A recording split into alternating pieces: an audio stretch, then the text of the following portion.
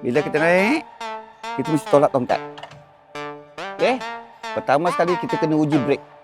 Depan belakang. Kita enjut lah. Picit brake depan ni, enjut 2 kali. 1, 2. Lepas tu bijak brake kaki. Enjut depan 2 kali. Abang jangan tarik ke belakang. Dia ke depan semua. Lepas tu letak balik. Okey, lepas tu bezanya cermin sisi ni ada 2. Satu RPM, satu PSMP. Jadi RPM tu untuk memeriksa. PSMP ni adalah untuk melaraskan. Abang tapi jangan pusing-pusing bang, patahkan. Saya melaraskan cermin sisi kenderaan dalam keadaan baik, boleh melihat objek di belakang dengan jelas. Sekadar bercerita. Boleh? Lepas tu start enjin dah. Okey, ke bawah sikit bang. Sini bang. Yang ini kena ke bawah sikit. Ke bawah sikit baru boleh pusing. Abang jangan direct ke kanan terus. Dia lock. Tapi kalau nak matikan, dia ke kiri, dia terus ke kiri. Tapi nak buka, bawah sikit. Pusing. Dia ringan sikit. Okey, setakat tu, bila kita on switch, kita tengok pneumeter. Okey, saya meriksa pneumeter dalam keadaan baik. Bermaksud baik, semua yang dekat depan ni semua ada. Dari segi minyaknya mencukupi, dari segi lampu hijau dia dalam keadaan gear bebas. Lepas tu meter ni dalam keadaan diesel dia dalam memuaskan. Lepas tu tachometer dalam keadaan baik. Cuma bermasuk macam tu pneumeter lah. Lepas tu start engine, on switch kat sini bang. Pastikan ni ke bawah.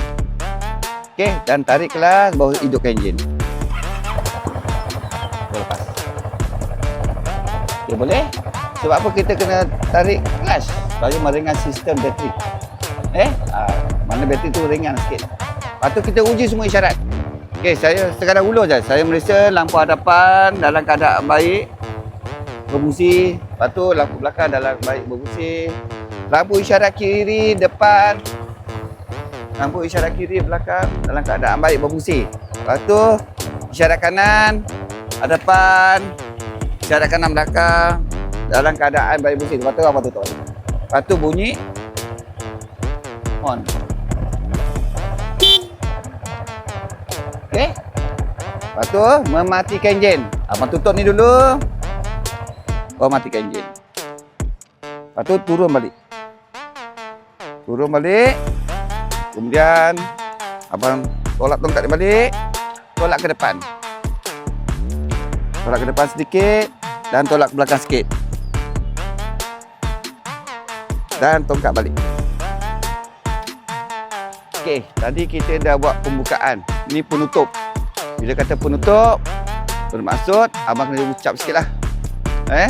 Setelah diperiksa dan diuji, motosikal ni NCT